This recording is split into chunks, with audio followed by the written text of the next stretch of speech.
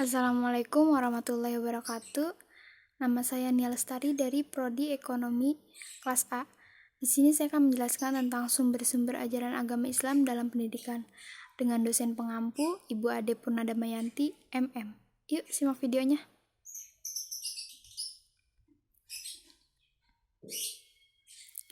Al-Quran merupakan kitab petunjuk yang senantiasa mengajak manusia untuk menuntut ilmu pengetahuan.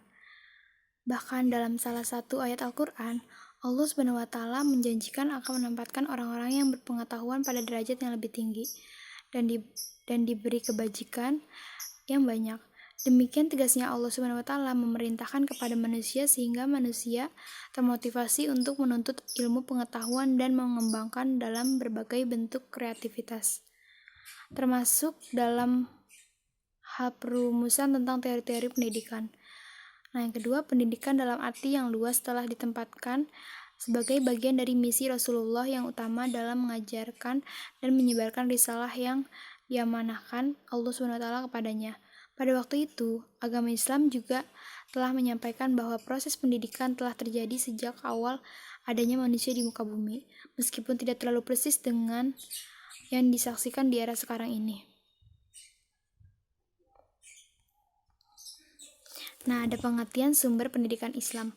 Sumber adalah sesuatu yang menjadi sandaran semua dasar dalam suatu bangunan. Sedangkan dasar adalah fundamen yang menegakkan suatu bangunan, sehingga menjadi kuat dan kokoh dalam mengembangkan pendidikan Islam. Dalam usaha, kegiatan dan tindakan yang disengaja untuk mencapai suatu tujuan harus mempunyai sumber yang tepat sebagai tempat berpijak yang baik dan kuat. Oleh karena itu, pendidikan Islam sebagai suatu usaha dalam membentuk manusia dan peradabannya harus mempunyai sumber yang kuat kemana semua kegiatan itu dihubungkan atau disandarkan, baik sebagai sumber maupun dasar yang menjadi pedoman penerapan dan pengembangannya. Sumber itu terdiri dari Al-Quran dan Sunnah Nabi Muhammad SAW. Nah, ada Al-Quran. Pendidikan agama Islam mempunyai dasar sebagai penegak agar tidak terombang-ambing oleh pengaruh luar yang mau merobohkan atau mempengaruhi. Al-Quran ialah firman Allah berupa wahyu yang disampaikan oleh Jibril kepada Nabi Muhammad SAW. Di dalamnya terkandung ajaran pokok yang dapat dikembangkan untuk keperluan seluruh aspek kehidupan melalui ijtihad. Ajaran yang terkandung dalam Al-Quran itu terdiri dari dua prinsip besar, yaitu yang berhubungan dengan masalah keimanan yang disebut akidah dan yang berhubungan dengan amal yang disebut syariah. Pendidikan, karena termasuk ke dalam usaha atau tindakan untuk membentuk manusia, termasuk ke dalam ruang lingkup muamalah.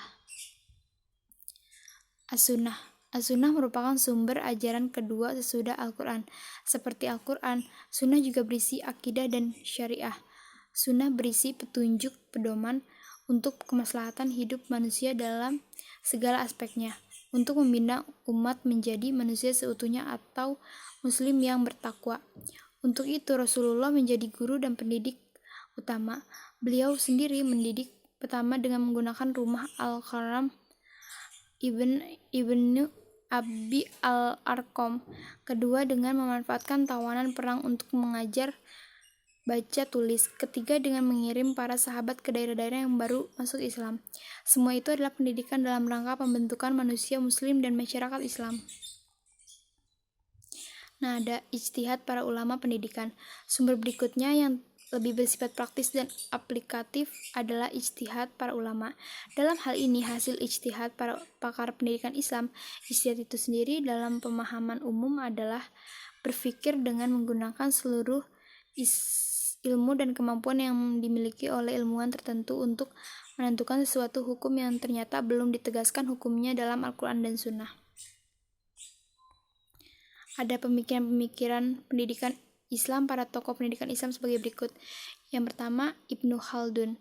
Pendidikan menurut Ibnu Khaldun adalah mentransformasikan nilai-nilai yang diperoleh dari pengalaman untuk dapat mempertahankan eksistensi manusia dalam peradaban masyarakat.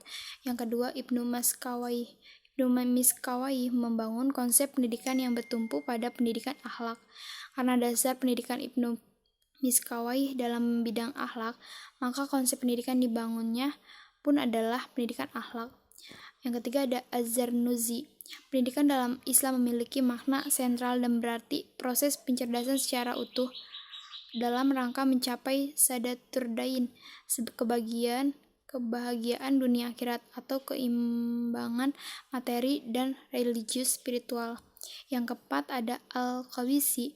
Intisari buah pemikiran Al-Qabisi tentang pendidikan Islam antara lain adalah tentang lembaga pendidikan anak-anak, tujuan pendidikan Islam, kurikulum pendidikan Islam Al-Qabis meliputi kurikulum ijbari dan kurikulum istiari, metode pembelajaran. Yang kelima ada Imam Zarkashi. Untuk itu Kiai Haji Imam Zarkashi menghendaki agar pendidikan melahirkan sosok yang memiliki kemampuan intelektual yang baik, skill yang baik, serta sikap dan perilaku yang baik pula. Ada tradisi umat Islam yang baik. Yang dimaksud dengan tradisi, uruf adat tradisi adalah kebiasaan masyarakat baik berupa perkataan maupun perbuatan yang dilakukan secara kontinu dan seakan-akan merupakan hukum tersendiri, sehingga jiwa merasa tenang dalam melakukan karena sejalan dengan akal dan diterima oleh tabiat yang sejahtera. Nilai tradisi setiap masyarakat merupakan realitas yang multikompleks dan dialektis. Nilai-nilai itu mencerminkan kekhasan masyarakat sekaligus sebagai pengejawatan nilai-nilai universal manusia. Nah, ada kesimpulan. Islam adalah agama yang rahmatin lil alamin, yang mencakup semua aspek kehidupan baik individual maupun sosial, baik ketauhidan maupun kemanusiaan. Semua yang menjadi sumber syariat Islam seperti Al-Quran, hadis, sunnah, ijma, dan qiyas itu juga termasuk ke dalam sumber pendidikan Islam. Sehingga terdapat prinsip-prinsip pendidikan, tujuan-tujuan pendidikan, dan lainnya yang berkaitan dengan pendidikan.